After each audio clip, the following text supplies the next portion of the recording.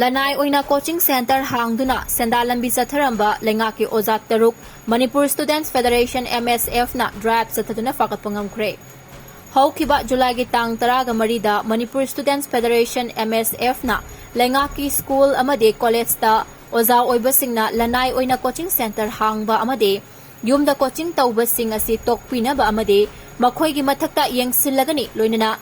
Leingakki mari leinabo authority singnasu haibo oza singi mathakta action lokhatpina laukthokraba matung ngasi MSF ki thomi singna Phagatkhre maikai da leiba coaching center ahum amade Kongbo Laishram Laikai da leiba yumda hangba coaching center amada chatuna yengsiluba matamda Leingakki oza taruk Lanai Oina Sendan Lambi Chathrambadagi Phagatkhre. Phagatlaba oza sing adude Phagatkhre da leiba sangai tutorial dage Leingakki school singda oza oiba oza manga Lanai Oina coaching center singda lairik taklambadagi Phagatkhre. Phagatlaba oza sing adude Johnston Higher Secondary dagi chemistry gi lecture oiba oza Suresh Maths ke lecture Sanjit Ibotonsana Higher Secondary da Maths ke lecture oiba oza Borzen CC Higher Secondary School gi Physics ke lecture Bijoy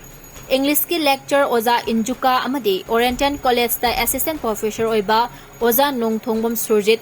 hairiba miyosing asina niyom gi wangmuda Lanai Oina coaching center singda mahairoi sing lairik taktuna Sendan Lambi Chathrambadagi MSF ki thomi singna Phagatkhre hairiba oza sing asi MSF ki thomi singna coaching center singda chatuna yengsiluba matamda coaching center sing aduda leiramkhide adumakpu coaching center sing adugi register fakatuna yengluba matamda makhoigi maming sing adu yauramba thengnakhibani hiramase matangda MSF ki president Hizam Rosna fongdorakpada Leingakki school amade college ki oza singna tongana business ki maongda mayumda natraga private coaching center singda Sendan Lambi chathariba sing ase Leingakna adum yengduna leigadawribra masiguma thawong ase miyamgi amade mahairoi khunaida singnabo oiba maramna MSF na yengsinba haurakibani Leingakki oza singna Lanai Oina business tawriba ase service rule 1964 da yawriba provision mayam ase fongna singnabani masiguma thawong asina maram oiraga Leingakki mahailoi shang kaya ama sitharakpagi achowa machak ama oiri loinana oza sing asina satharakliba thawong asi board ki amadi council ki exam lakpa matamda coaching center Singapore na chatminaraga mahairoi singda question kaya pishinduna achauba education ki lamda business ama chatharabra haibigi achauba chingnaba amasu leire maram aduna Leingakki oza singna Lanai Oina Sendan Lambi chatharamliba ase oza sing asigi mathakta Leingakki maikaidagi athuba matamda action lokhatkadabani karigumba lokhalaktaba taragadi MSF na Manipur miyam ga loinana akanba khongjang kaya sangsilagani haina fongdorakle ngasi MSF na Phagatkhre da leiba sangai tutorial excellence tutorials advanced coaching amade kongba laishram laikai da yumda hangba coaching center amada drive sathaki loinana makhata nasu MSF na atopa mafam sing da leiriba coaching center singda makhata na drive asi sathaki gani hairi MSF na July gi tang Taramari MSF na government ki amadi college ki oza sing na mission amadi coaching tawba singi mathakta yengselani amadi topi na haija ki laire madubu ngasi MSF na August ki tarik kunga mathoi ngasi numit asida MSF na lok thokibai matungina coaching mafam ahum mari sangjabani ahambada sangai tutorial amadi excellent tutorial advanced coaching students haiba coaching ahum basina akoi Phagatkhre da leibane akongba laisam laikai masida akoi oza mana coaching tawbi thenare ahambada sangai tutorial da MSF na thengnakhiba oza singi list adudi ahambada Suresh Johnston Higher Secondary election ni to sar Borzen Photon sana Higher Secondary ki election ni amadi sar Bijoy CC Higher Secondary ki election ni sar Sanjit Johnston Higher Secondary election ni adagi ma'am Anjuka CC Higher Secondary ki election ni aduga koi last koi wangkai kongba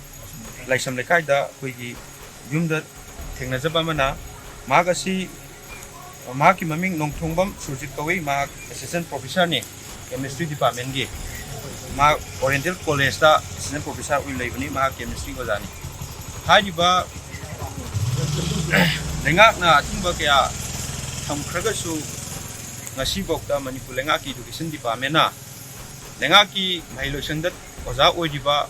amadi college ki lecture oiba singna koi tongan ba business ki mahungda koi coaching center mayam ama mayumda hangbani khangde private ta chatlakanda tawbagi thabak asi Leingak na dum yengaga leigaduira masi miyamgi amadi mahirek khunaida singnaba amakhak oibanina MSF na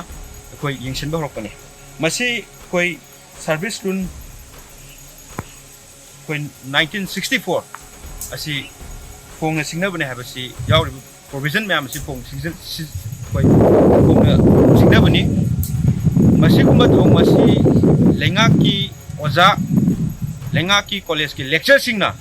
masmaina coaching mayumda tawba natraga private institution da oza singna simani yaroga leibase masi education department na sum yengaga leigadurira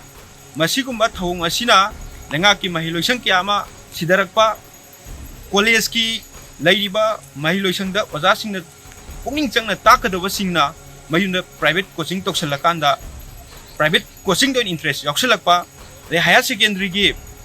oza singna su mayumda amadi coaching institution chatlakanda coaching toksalakusina Leingakki college Leingakki school sing masi mayak sengna sidarakpagi macha ama ohelabani masi akoina yengba yai makoina karigidamakta akoi coaching tawribano karigidamakta moi mayumda koi coaching institution hangibano haibaduni masi akoi koina chingnajaba khar lei koi tongan tongan ba koi gi board ki amadi council gi exam lakpa matamda makoi asi question setter ni haibagumba gi namada natraga question setter duga coaching tawribo oja singa khangnaraga tinarakanda suggestion kya pisalakanda ai coaching na mark chame manungda 10% koi 80% chanai chame manungda 90% chanai haibagi siguma business ama lakpasa masi Manipur Leingak na koi sum yenga leiragadi masi Manipur Leingak siki makha leir education department sa yamna matong huktaba koi gi education department asibu namthanaba education department asibu mayek sengandanaba amakhak koi Leingak na chathale haina koi logani hairibo jasing asi athubu matamda Leingak na action lokhatragadi MSF na masida miyamgo loinarakanda hairiba ojasing amadi Manipur Leingak ta question chong hangkane habasima thamjaki dada Ibe makigano azab thammo sigi yumse next TMT na checksin na laksilaga thamkhrabani ne dada nangse juhar habaga amta kidarbo asumna mayamna machalbo ngapshan dugum masigi yumasibu asoyangan kokadabadagi next TMT na ngapseli next TMT juhar habadi ngakokna na basembani German technology sinabana concrete ka tokna tinaba matamda kapangul amuk hena angle adli next TMT strength is in the quick